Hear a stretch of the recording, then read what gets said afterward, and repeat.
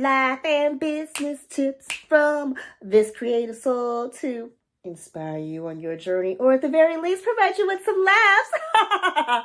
And so let's get real.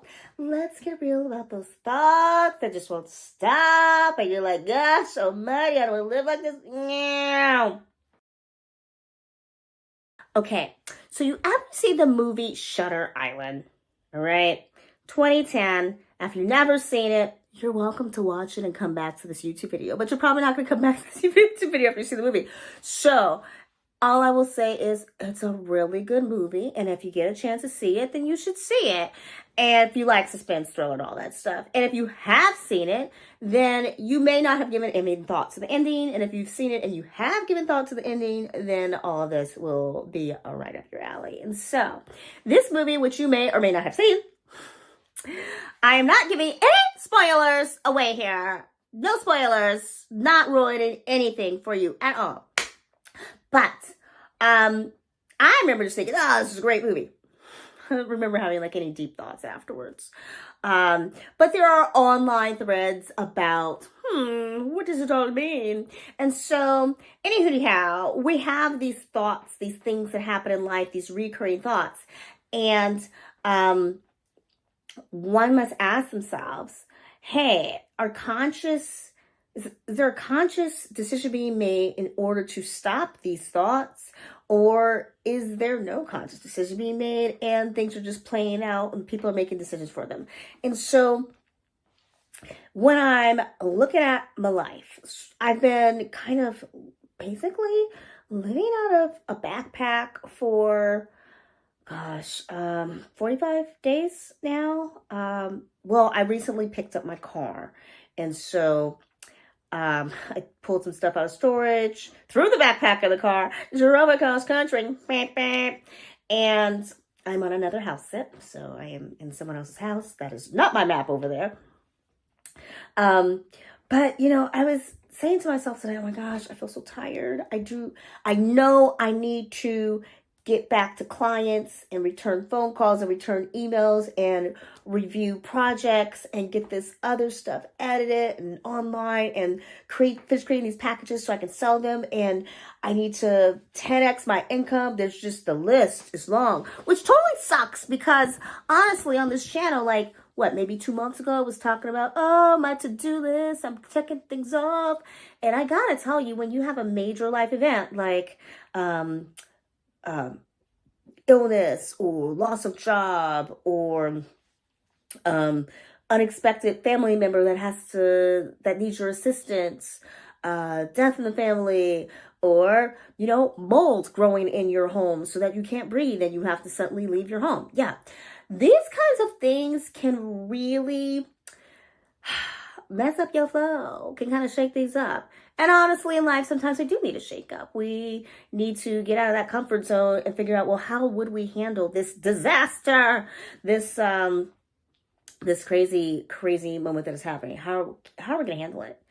And in an ideal world, one has created backup plans and various contingency measures so that way when something doesn't go when life is not going the way we expect it, like, hey, this is supposed to be our forever home. And then your forever home suddenly burns to the ground or something. I don't know. But you've got that insurance, or you have a little money saved so that way you can stay in an Airbnb, or you have a little money saved so you can stay at your friends, but at least you can help chip in for groceries and not just eat all of their yummy food. So in adulting, right, we have these little kind of backup plans, these little things that we create so that when things go bad, they don't totally devastate our lives. And yet, there are times in life when thoughts are just kind of, I'd say regurgitating, but that's the word I'm going to use. Like, it just keeps coming back up. These thoughts that keep recurring or regurgitating, and they then and of themselves become life disruptors. And how do you got to create a backup plan for these life disruptors. And, recently a friend reached out and she was not so happy with a recent family trip. And I was like, oh my gosh, it was so frustrating. And I was thinking, well, I totally hear what you're saying, because I also recently had a family trip where for a hot second I was going, whoa, this is frustrating. And I wanted to like call my therapist. I wanted to just be like, I can't take this anymore. Maybe I should not like socialize in this way for another year or two. I said, wait a minute. What is my expectation? Like, what do I want? Um, and why am I here? Like, what was the whole purpose of me being here? Am I here for me, or am I here for them? Like, what's going on? Really? Right? It's one thing to say, oh, I'm here to spend time with you because you should want to spend time with me because that's what families are like. But is that my idea of family, or is that their idea of family? And so I really had to say, hey, I just want you to know I'm here because I want to be here with you, but I will spend time with you in whatever way you choose. So if you want me to be more like distant, if you want me to be sitting right next to you, you choose. I am just happy to be here. And I'm sure they thought, like, what is wrong with you, child? But I think they heard me, and I think they were okay with that. And I also think that maybe it took off some pressure. I may have been making them feel pressure to do things, enjoy things, spend time, just bond in a way that I thought they would want to bond. So anyway, I made a statement to kind of take the pressure off things, and we wound up enjoying the rest of our time together. At least I hope we did. I think we did. But it really had me thinking, what is it that I'm expecting from my relationships, and the trauma that I'm going through, how much of it is just based off of my own, what is it? Projection. I almost said casting. That was like forecasting. No, that's the weather. Okay, so my own projection onto the situation. And so I keep thinking like, oh, I remember those episodes of Full House or Friends where people got together and they did these things. And I don't know, Growing Pains, like all these shows where television writers showed the viewer what a kind of idyllic family life would be. So TV earlier in the age of like Sanford and Son and All in the Family, I think it's the one with Archie Bunker. We had these characters where you had like the grumpy old man. And then you had the young people who were trying to be more enlightened and say, hey, grumpy old man, stop being a grumpy old man. And people were just trying to kind of feel their way around. And then TV kind of moved away from the grumpy old man syndrome, and the wife who would kind of put up with everything. Even the Jeffersons, grumpy old man and the wife would put up with anything and everything. And we transitioned into this, okay, the idyllic family is not tolerating the grumpy old man in your life, but having these adult figures who wanted to talk things through and spend time together and bake together and all of these things. And I was asking myself, do I know anybody, or did I know anybody like that growing up? Crickets. Not to say that those families didn't exist. I just didn't have a circle of family friends whose lives were like that. And, some people say like attracts like, drama attracts drama, trauma attracts trauma. And so when I was younger, my friends were just, whoever's on the playground. You didn't really go to people's homes. When you were playing outside, you played with whoever was in the neighborhood. And if there was a birthday party, you went to wherever the birthday party was happening. That's not, it was sometimes in someone's backyard, but it wasn't like, I'm going to go a play date at Jessica's house and we're going to play in Jessica's house. Like, no, I was never went on like a play date like that when I was a kid growing up. Like, that did not happen. And then when I was in middle school and high school, there were play dates of that nature where it was like, I'm going to want to go to Jessica's house. Mom, can you drive me to Jessica's house? Can I take the bus to Jessica's house? So then hanging out became more of going to someone's house, and you go to someone's room and like, I don't know, what do we do? We talk, right? Draw, play a game, play board games. Playing board games, oh, it was so much fun. Maybe you watch TV, but it was really just like, I'm going to hang with my friend and I would rather like play games. Mind you, we did not have smartphones back then. I know, I'm a dinosaur. There wasn't any like, let's go online and surf for hours or anything like that. The internet existed, but we weren't trying to, I don't know, we just weren't. It just wasn't a thing. And I recently saw a little news clip about a group of high schoolers that since the pandemic have decided they're not going to have smartphones and they're not going to use social media. And every weekend they get together in the park and they talk and listen to music and oh, it's so wonderful. They draw, do art. And I was like, so they do what kids should be doing, kids used to do. Like, it's not like they're over here weaving on looms and homespun yarn. Like, I found the news story to be a bit silly because I felt like, well, a lot of young people choose not to spend a lot of time on social media and do things with their friends that don't involve social media. But I also recognize that there are several young people who can't, like, if you took the phone from their hands, they feel like they would die, right? And so when I look back on the time that I spent with my friends growing up, I can't say that any of us in our homes reflected what we saw on TV. And that doesn't mean it didn't exist where I lived. Okay. It doesn't mean it didn't exist. It just wasn't a regular part of my life.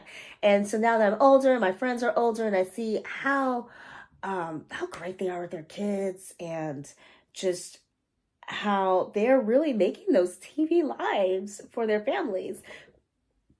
And I also was listening to a podcast the other day talking about, so after helicopter parenting, I think it's called intensive parenting or something to this effect, where the parent is really heavily involved in, everything the kid does. The kid wants to watch TV. The parent should be right there watching the TV with the kid and then willing to discuss that TV episode afterwards.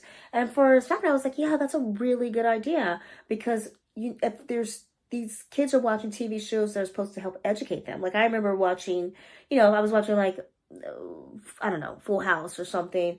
And honestly, I just keep coming to Full House and I'm like, what did I watch? I don't think I watched Full House that much. I know I didn't watch Moesha. There was something else that was on that I did watch, but it wasn't Moesha, so I don't remember what that was. Maybe that Urkel show. I forgot the name of it, but you might know it.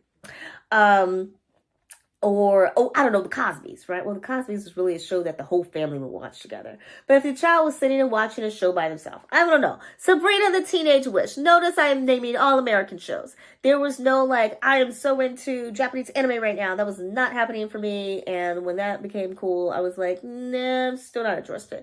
Because I was like, it's a cartoon. I know. You're probably a Japanese anime lover. You're like, what, Ray? I'm like, I'm sorry.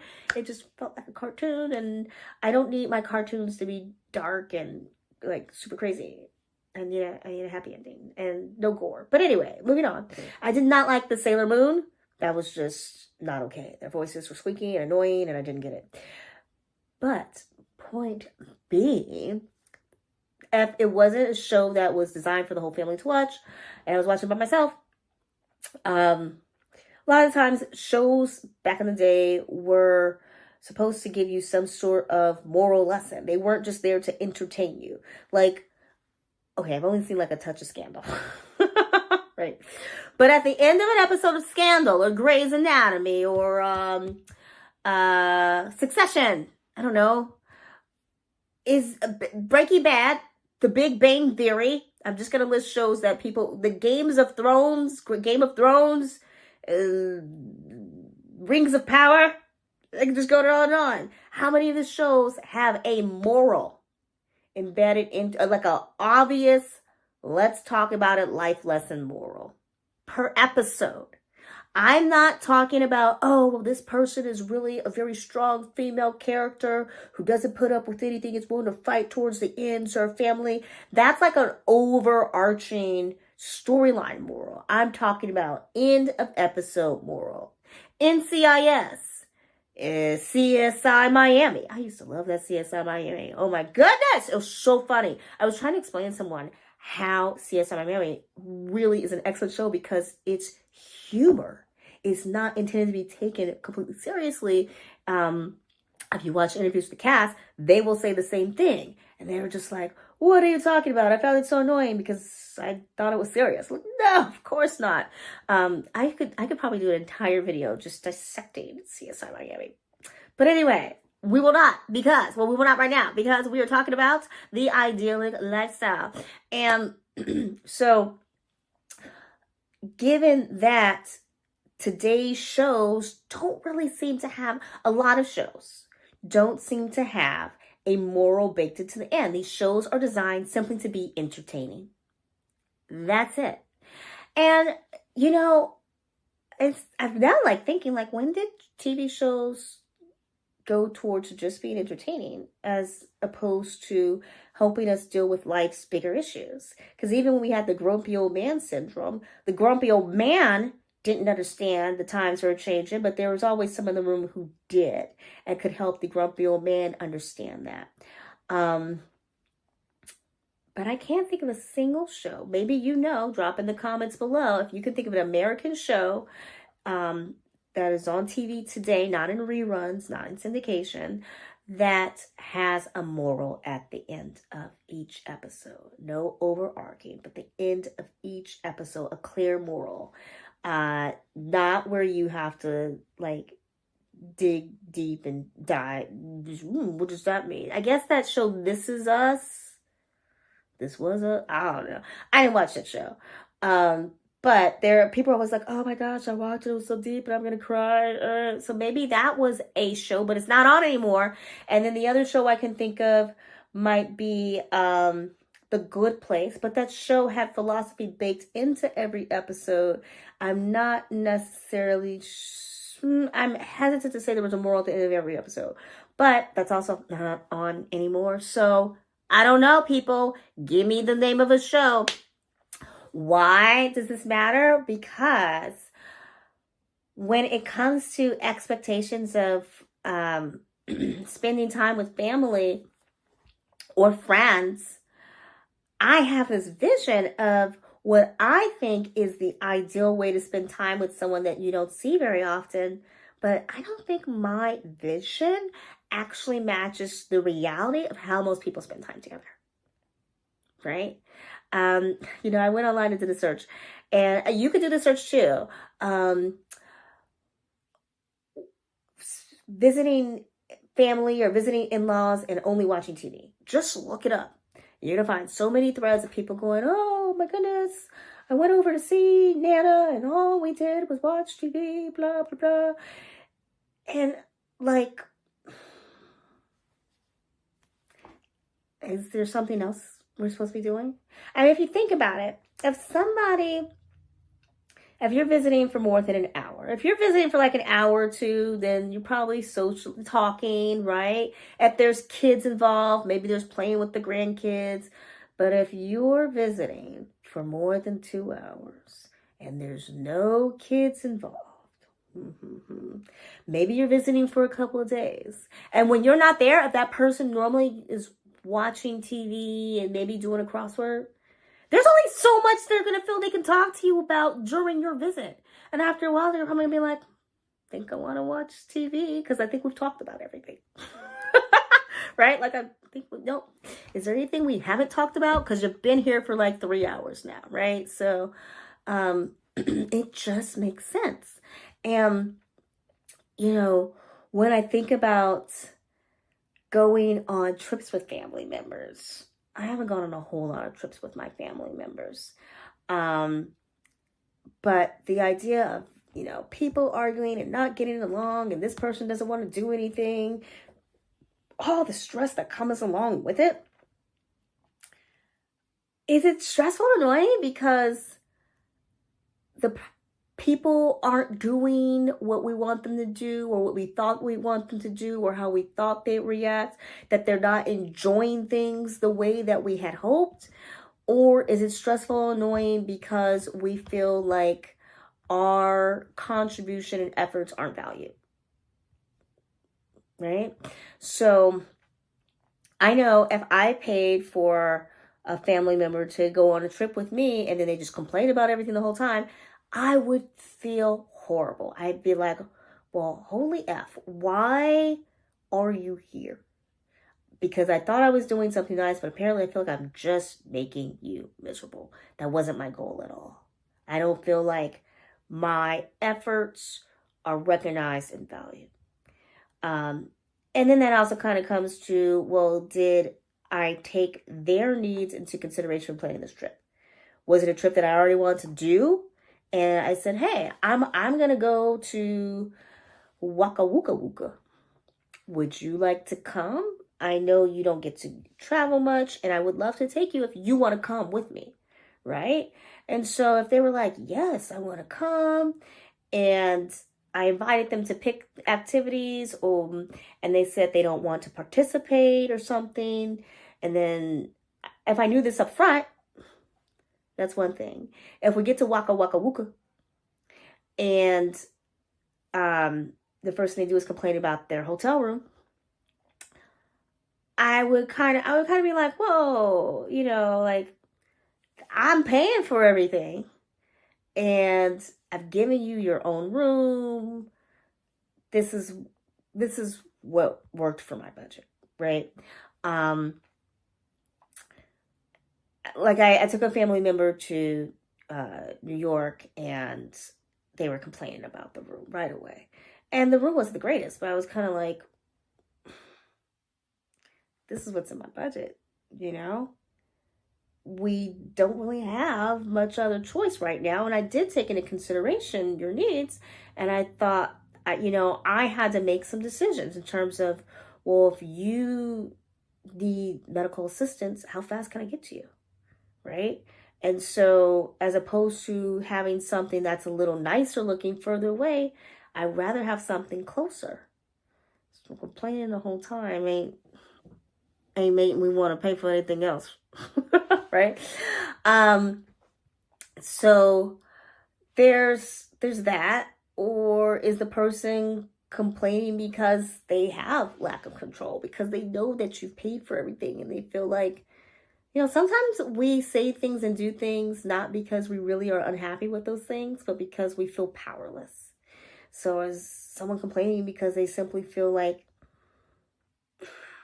they're upset that they couldn't contribute? That's a thing, right? I've certainly had someone pay for a trip for me and felt terrible that things that I wanted to give, I just couldn't, because I just didn't have any money.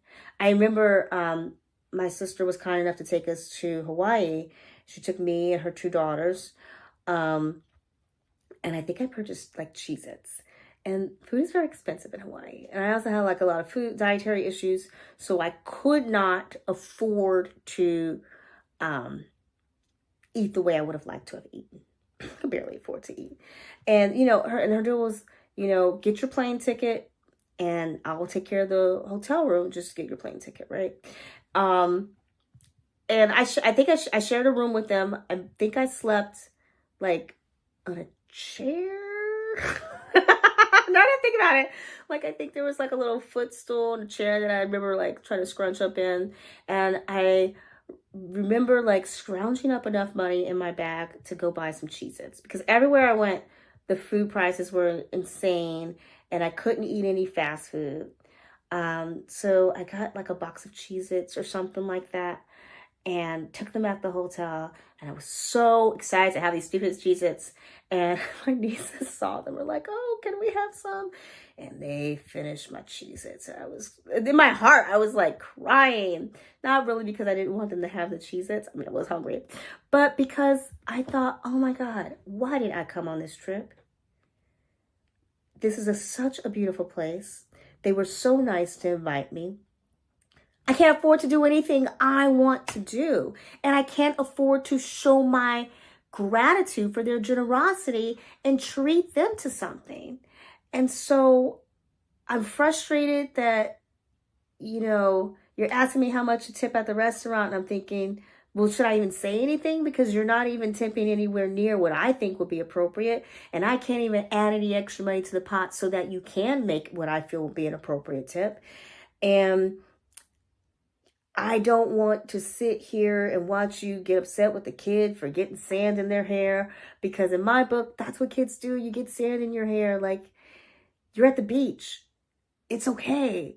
And so I probably may not have seemed super grateful for this trip, but I was just frustrated in so many ways, not because there was a problem with the gift given to me, but because I felt powerless in being able to make the experience part of what I wanted as well. And so these thoughts, they keep coming up, right?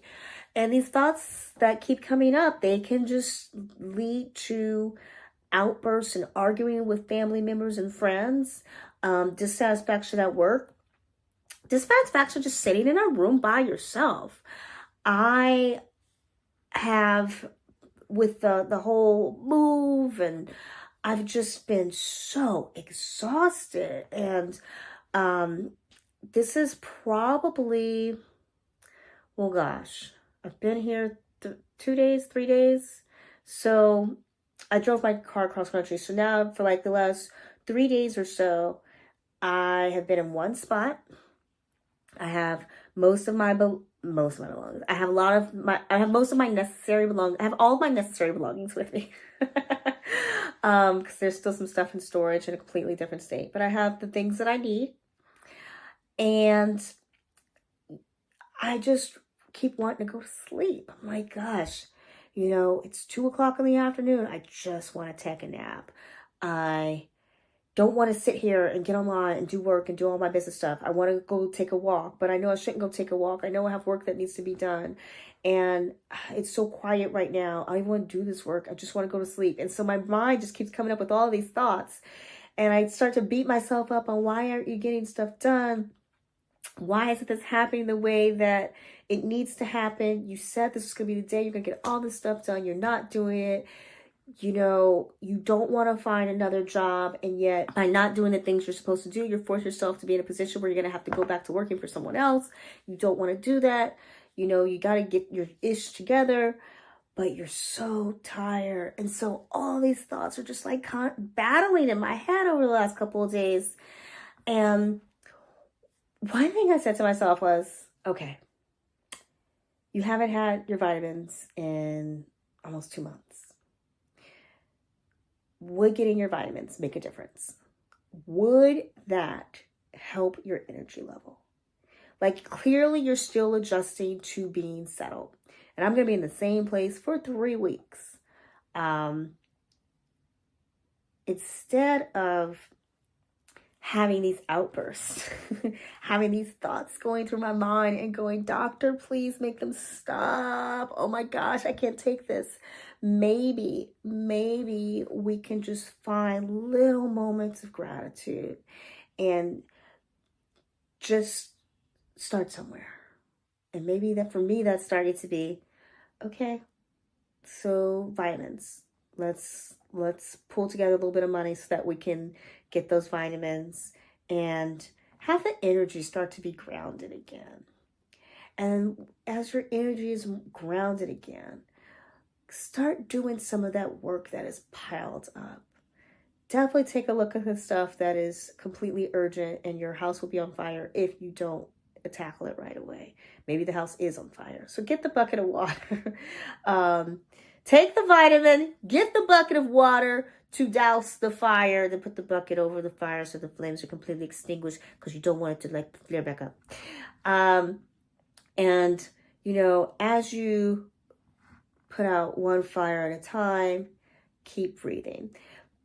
When one is going through it, right, there can be this tendency to keep running, keep fighting. You watch these shows where people are in battle. You know, you don't see the gladiator kill someone and then go, whoo, let me take a break here. I need a minute. I need a nap. No, they got to keep fighting until all of the dangers are gone.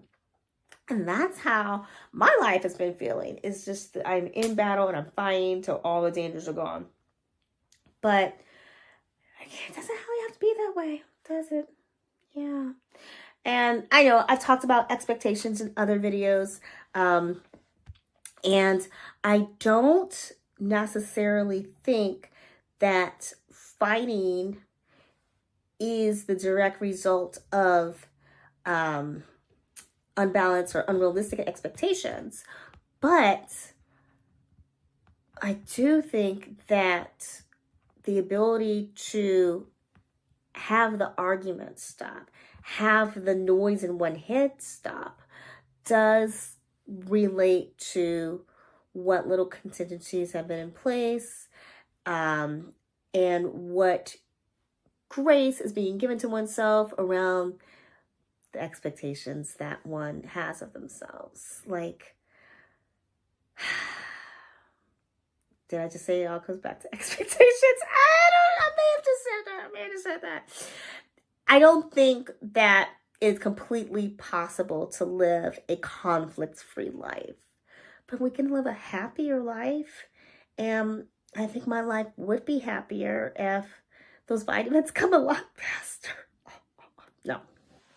Not necessarily the vitamins coming faster, but also just a matter of me accepting that things are not where I want them to be right now, and accepting that it's going to take a little longer for me to look on the other side and see the forest behind me and be like, yeah, I made it through that. And I think part of my issue is when I am in battle, there's this idea of if I just make it to the other side, if I just defeat this army, then I can have a moment to figure out whether or not I've won the war.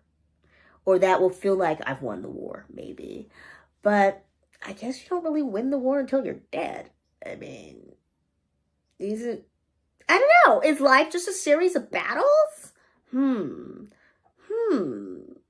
Well, is war always unhappy?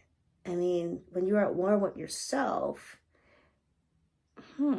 that's interesting. Because I kind of feel like, well, life is a series of battles. But if life is a series of battles, then I don't think that one should go through life always fighting. That's not my feeling at all.